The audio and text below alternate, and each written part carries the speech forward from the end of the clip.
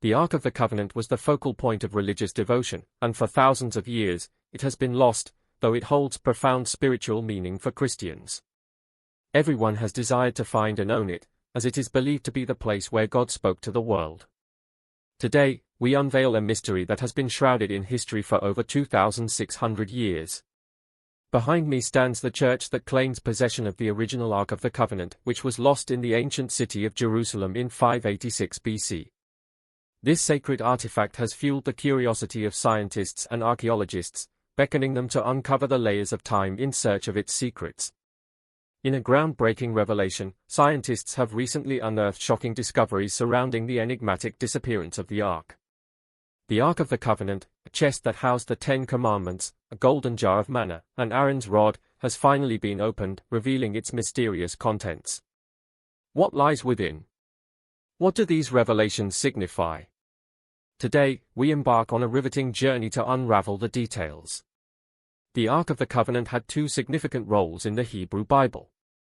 First, it functioned as a chest for the stone tablets containing the Ten Commandments, a fundamental set of laws for the Israelites.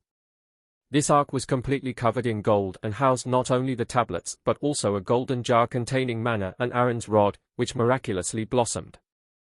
However, its significance extended beyond its physical purpose. It was viewed as a spiritual conduit through which Yahweh, the God of Israel, communicated with Moses and the Israelite priests. The ark accompanied the Israelites into battle and frequently contributed to their success. For instance, during their crossing of the Jordan River, priests carrying the ark stopped the flow of water, allowing them to proceed. This divine interaction transformed the ark into a representation of God's presence among his people. The Ark of the Covenant was built during the Israelites' encampment near Mount Sinai, where Moses received the Ten Commandments. It was constructed alongside the tabernacle to serve as a sacred sanctuary for believers. When the Israelites traveled and built the tabernacle, the ark was placed in the innermost chamber, separated from the rest of the sacred structure by a veil. Due to the sanctity of the ark, strict rules governed its handling and proximity to people. It was housed in a specially designed tent inside the tabernacle and guarded by Levite priests. Only the high priest had access to the innermost chamber, the Holy of Holies, where the ark resided, and this was only permitted once a year on the Day of Atonement. On this day, the high priest would sprinkle blood on the mercy seat to seek forgiveness for the people. While these are the well-known facts about the ark mentioned in historical accounts, recent scientific discoveries have revealed previously unknown aspects that may surprise many. These discoveries challenge many of our current understandings. We know that any deviation from the prescribed rituals before touching the ark resulted in severe consequences. For example, Uzzah died simply because he touched the ark to stabilize it during transportation. Similarly, when the Philistines took the ark, disaster struck until they returned it, demonstrating its sacred nature and the need for reverence. The ark cannot be stolen or hijacked due to its immense power. This raises a perplexing question: how did the Ark of the Covenant disappear in the first place? The ark's disappearance from historical records remains an unsolved mystery. The last known mention of it in the Hebrew Bible is in 2 Chronicles 35 verse 3, which describes King Josiah's efforts to rebuild the temple in Jerusalem. Several theories surround its fate. One popular belief holds that when the Babylonians conquered Jerusalem in 586 BC, they either burned or took the ark. Although historical accounts mention Babylonian looting of the temple, the ark is not specifically mentioned among the spoils, and no concrete evidence links the Babylonians to its disappearance. Another intriguing story comes from Ethiopian folklore, which suggests that Menelik, the son of King Solomon and the Queen of Sheba, transported the ark from Jerusalem to Ethiopia, where it was kept in a temple in Aksum. Monks reportedly kept this temple hidden for centuries.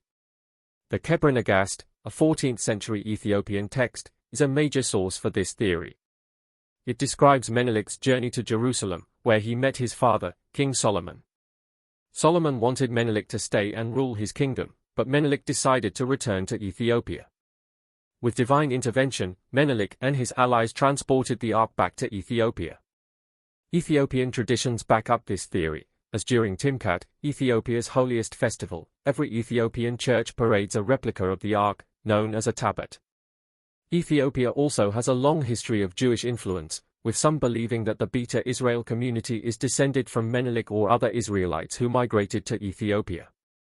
Furthermore, Ethiopian emperors have claimed descent from Solomon and Sheba, using this lineage to justify their rule. However, no historical or archaeological evidence supports this story. The location of the alleged ark remains inaccessible, and no one has confirmed its existence. There is even a famous story about an Adventist adventurer who claimed to have discovered the ark, but this too lacks substantial evidence or corroboration. According to Jewish tradition, as recorded in texts such as the Zohar, Talmud, and Midrash, King Josiah foresaw the fall of Jerusalem and hid the ark and other holy items in a secret chamber beneath the Temple Mount. The entrance was sealed, supposedly for the Messiah's eyes only. Some biblical passages hint at the ark's presence within the temple during its destruction. This theory gained support from archaeological findings, which suggested that unexplored chambers and tunnels exist beneath the Temple Mount. Events such as the 1981 attempt to destroy the Dome of the Rock, riots over the opening of a tunnel in 1996, and claims made in a 2007 documentary all point to possible connections to the hidden ark. Many scholars, however, disagree with these claims, citing a lack of substantial historical or textual evidence. While this theory remains popular, some scholars have pursued alternative avenues in the search for the lost ark. For example, they have examined the Dead Sea Scrolls, specifically the Copper Scroll. Unlike the other scrolls, this one is made of metal and lists 64 locations where gold and silver items were hidden. It is believed that these treasures came from Jerusalem's temple and were hidden before its destruction in 586 BC. The Copper Scroll mentions that the ark could be near the Dead Sea, possibly in the Jordan River. According to the scroll, the ark is located in the valley of Acre near Qumran, where the Dead Sea Scrolls were discovered.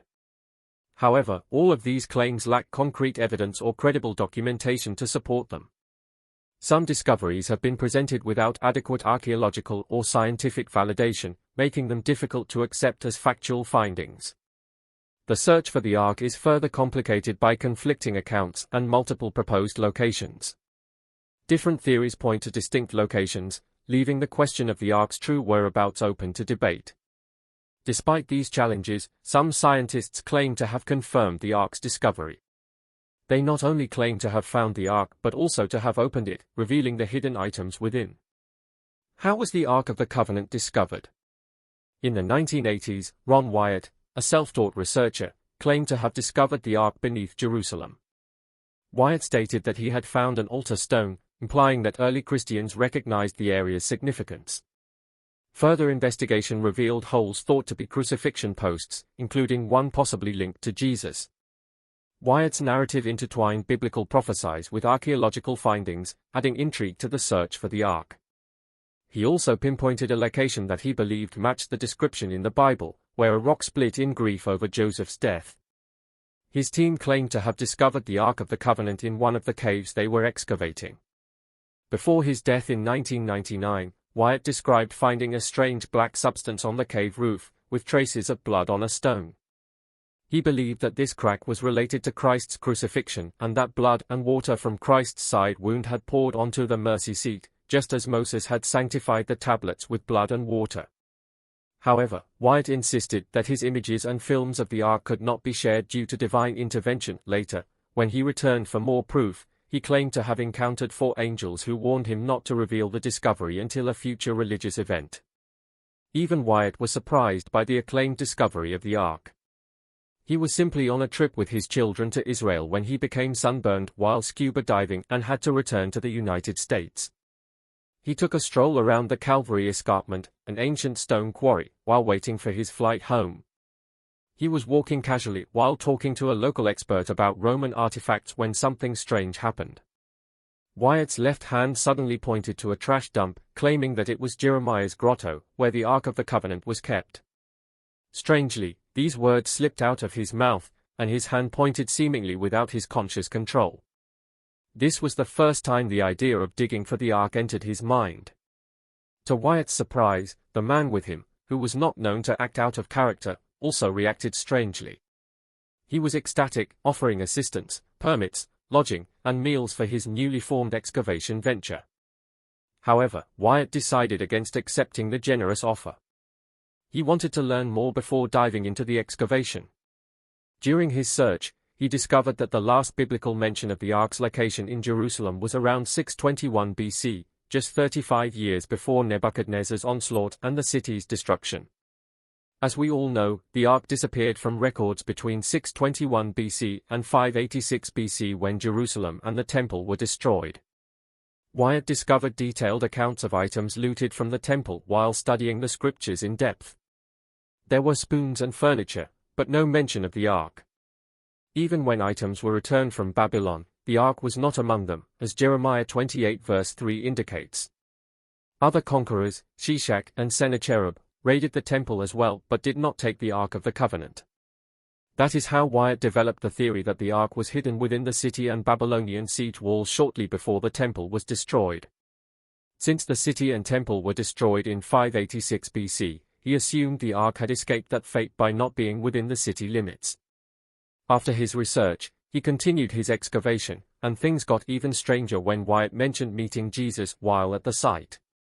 According to his account, Jesus wore a hand-woven garment and stated that he was traveling from South Africa to the New Jerusalem. This is obviously remarkable, and many people are skeptical, but the stories get more extraordinary. There are reports of people dying after interfering with excavations or attempting to enter the site with malicious intent. These stories create a cloud of mystery and add an aura of the supernatural to the whole affair. Wyatt claimed to have visited the Ark chamber several times, each time with intriguing details. During his initial visits, he did not see the Ark despite being severely ill at the time. He speculated that the Ark was hidden inside a stone box before passing out. On another occasion, he used a medical colonoscope to peer through a crack in the stone box, catching a glimpse of gold that he assumed belonged to the Ark. However, the most astounding event occurred during his fourth visit. As he entered the chamber, he stated that it was unexpectedly empty of the tons of rocks that had previously filled it. The Ark and temple artifacts were allegedly neatly arranged when he met four angels who were described as guardians since the Ark was hidden 2,600 years ago. Jonathan Gray even wrote extensively about Ron Wyatt's alleged discovery of the Ark of the Covenant. Gray's accounts largely echoed Wyatt's claims, depicting a series of extraordinary discoveries related to biblical artifacts. Let us look at Ron Wyatt's findings. Not only did he claim to have found the Ark of the Covenant, but he also discovered its contents. How special is the Ark of the Covenant? Wyatt claimed to find the Ark in a hidden chamber in Jerusalem, but he also discovered the table of showbread, the golden altar of incense positioned before the veil, the golden censer, a 7-branched candlestick holder with tiny golden oil lamps, a brass shekel weight, numerous oil lamps, and a brass ring that appeared to be used to hang a curtain or something similar, among other things. All of these items were concealed by dark-colored, dry-rotted animal skins, followed by deteriorated wooden timbers, and finally by large rocks piled on top of everything. On the back of the Ark was a small open cubicle containing the Book of the Law, which was most likely written by Moses himself. The scrolls, written on animal skin, were discovered in pristine condition. The Ark held sacred objects such as Aaron's rod and a pot of manna, which served as reminders of God's presence and provision. Rabbi Mark Gelman, a writer who appeared on the American television show *The God Squad*, once discussed the symbolism of all the objects inside the Ark. He linked the jar of manna, the tablets of the Ten Commandments, and Aaron's flowering staff to important life lessons.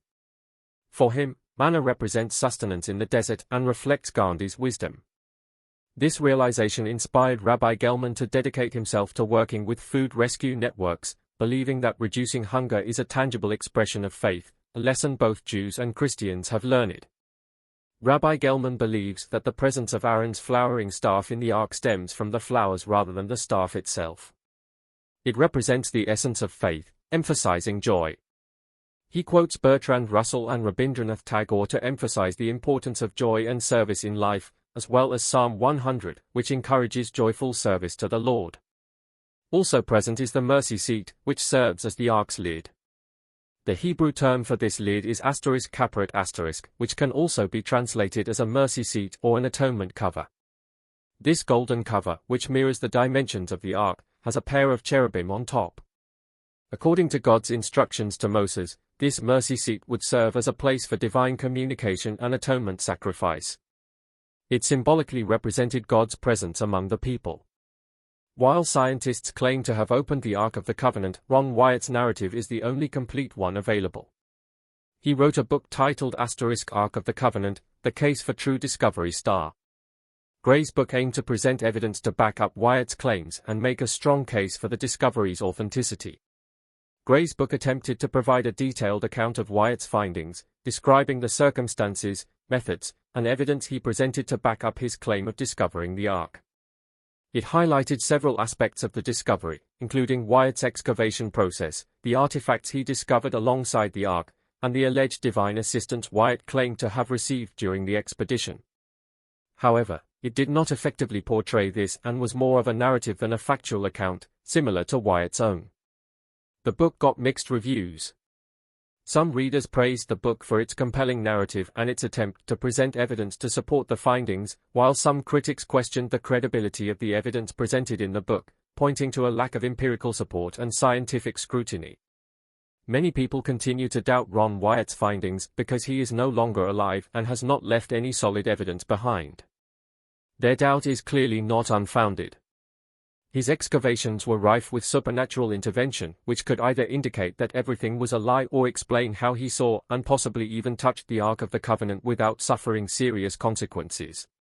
Because of this uncertainty, some archaeologists are currently investigating the ancient town of Kiriath Jearim.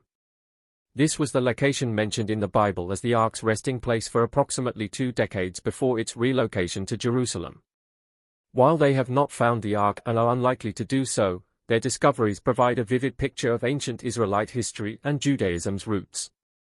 Biblical scholars believe that the Ark story originated in the 8th century BCE. This story was eventually incorporated into the biblical texts found in the books of Samuel, possibly shortly before the Babylonian exile. The story of David transporting the Ark to Jerusalem appears to be a later addition to the original Ark narrative. Some scholars, including Ron Rohrer, believe that the original story ended with the Ark's arrival in Kiriath Jearim. Rohrer speculates that the Ark may have remained in Kiriath Jearim for a longer time. The Ark was most likely brought to Jerusalem during Josiah's reign as part of a larger effort to centralize religious and political activities. This could explain why there is no mention of the Ark in later narratives, as Judah's fate was sealed shortly after Josiah's reign was overthrown by Babylon. Displaying the Ark of the Covenant today may not have the same religious or political significance as it did in ancient times. Both Judaism and Christianity have survived for centuries without it. Still, it is critical to exercise caution. Any attempt to claim ownership of the Ark could spark conflict between Jews, Muslims, and Christians, all vying for Jerusalem's holy sites. This is most likely why the true story of the Ark's discovery has been kept hidden, in order to maintain religious harmony. Until next time, continue exploring, and we will see you in the next episode.